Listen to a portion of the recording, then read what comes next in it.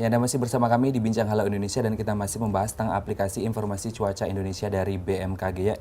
Vince, ini kalau kita lihat, sering lah kita melihat berita, entah itu pohon tumbang, angin kencang, banjir bandang, dan lain sebagainya. Memang situasi yang memang harus kita waspadai dari awal. Oleh karena itu mungkin aplikasi ini sangat membantu. Sangat membantu ya. Kita kembali ke Pak Wahyu. Pak Wahyu, ini kalau kita lihat di aplikasinya, kita lihat peta di seluruh Indonesia itu ada beragam warna. Ada yang hijau, kuning, merah. Nah, sebenarnya arti dari warna-warna itu sendiri apa sebenarnya Pak Wahyu? Ya, baik. Bahwa di dalam aplikasi ini itu ada 3 unsur. Pertama adalah perakiraan, yang kedua adalah warning atau peringatan, peringatan dini. Nah, untuk peringatan dini ini dalam bentuk adalah peta. Di dalam bentuk peta di sini memang ada warna-warna terbagi dari 4, ada warna hijau, ada warna kuning, kemudian ada warna oranye dan warna merah. Untuk warna hijau di sini adalah dalam kondisi normal atau aman. Aman ya. Kemudian di dalam apabila ada warna kuning di sini, kuning adalah waspada. Maaf, boleh saya potong. Ini kalau hijau aman, amannya itu dalam indikatornya apa? Apakah suhu, temperatur, atau keadaan awan, atau seperti apa? Ya, di sini adalah warningnya. Di sini ada satu mengenai hujan lebat. Kemudian juga ada hujan yang disertai petir. Kemudian juga angin kencang. Dan juga gelombang. Gitu. Jadi itu indikatornya, indikatornya ini diperlihatkan di dalam aplikasi ini dalam belah ketupat di situ. Ada belah ketupat. Jadi tadi ada warna hijau, ada warna kuning, ada warna orange dan kemudian ada warna merah. Kalau warna merah itu adalah bahaya. Kalau oranye adalah siaga. Baik Pak Wahyu, di sini saya melihat ada potensi hujan lebat di Jambi, Sumatera Barat, Sumatera Selatan, Sumatera Utara. Ini hanya potensi hujan lebat. Apakah memang ada informasi tentang kewaspadaan yang diberikan kepada para pengguna aplikasi ini? Ya, bahwa sebetulnya dari BMKG, baik BMKG di daerah maupun BMKG pusat, itu jauh hari sebelum musim hujan atau puncak musim hujan, kita dalam hal ini BMKG melakukan warning, selalu memberikan rilis kepada media baik elektronik maupun cetak juga, dan itu selalu kita berikan kepada masyarakat. Itu adalah untuk kesiapsiagaan atau kewaspadaan para masyarakat yang ada di sana. Baik Pak Wahyu, kita masih akan melihat ada tayangan berikut, yaitu aplikasi telepon pintar dari Prancis yang bisa mendeteksi keadaan gempa. Berikut tayangannya. Selain aplikasi cuaca yang dikeluarkan oleh BMKG, Prancis pun melakukan terobosan dalam bidang teknologi dan bencana dengan mengembangkan aplikasi peringatan gempa bumi pada ponsel pintar pada akhir tahun 2015 lalu. Berkaca pada bencana gempa bumi yang terjadi di Nepal 25 April 2015 yang merenggut lebih dari 8.000 jiwa.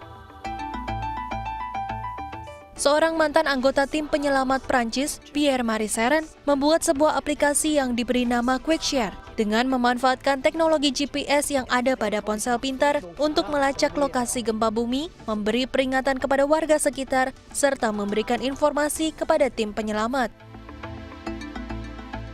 En même temps qu'on détecte ça sur le smartphone, on envoie ces informations sur notre serveur dans le cloud, qui lui va collecter différentes informations qui lui sont envoyées par plusieurs smartphones. Et c'est là qu'on a d'autres algorithmes qui vont recalculer et qui vont dire est-ce que c'est vrai ou pas. Ça se passe en quelques secondes.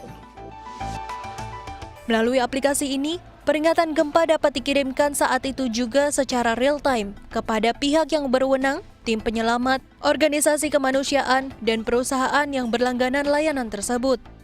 Pengguna juga dapat memanfaatkan aplikasi ini untuk berbagi informasi dengan tim-tim penyelamat.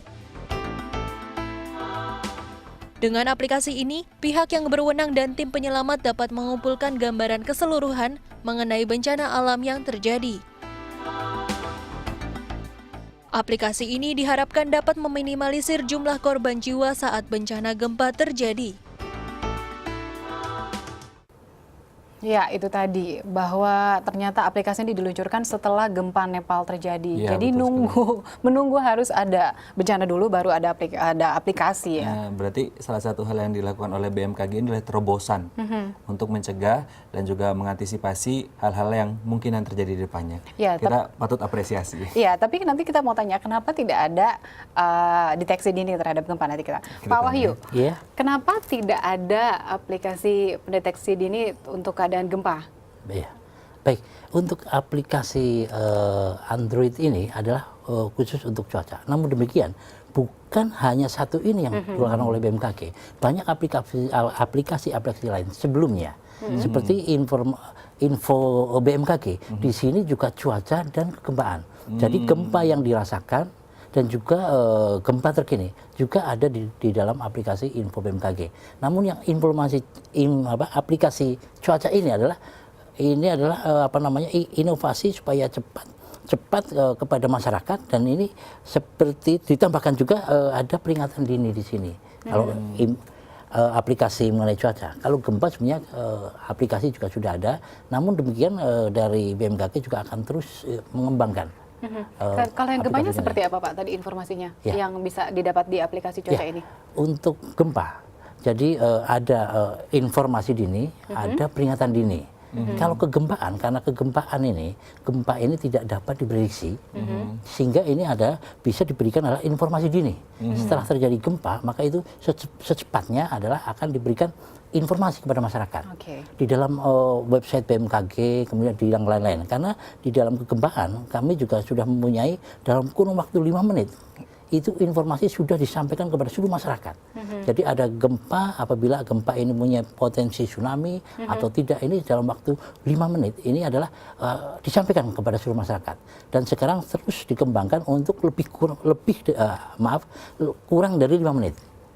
Sedang diusahakan untuk bisa kurang dari 5 menit sudah tersampai kepada masyarakat. Ini untuk gempa. Ya, ternyata cukup sulit ya kalau mendeteksi dini gempa ya. Lebih sulit lagi, yang bisa diantisipasi adalah ketika ada gempa langsung ya Pak diinformasikan ya. Baik, nanti kita akan membahas sedikit karena ini takut menjadi bagi masyarakat, menjadi kebingungan di masyarakat. Memang gempa di sini adalah tidak dapat diprediksi. Itu bukan hanya di Indonesia, di seluruh dunia. Dapat diprediksi.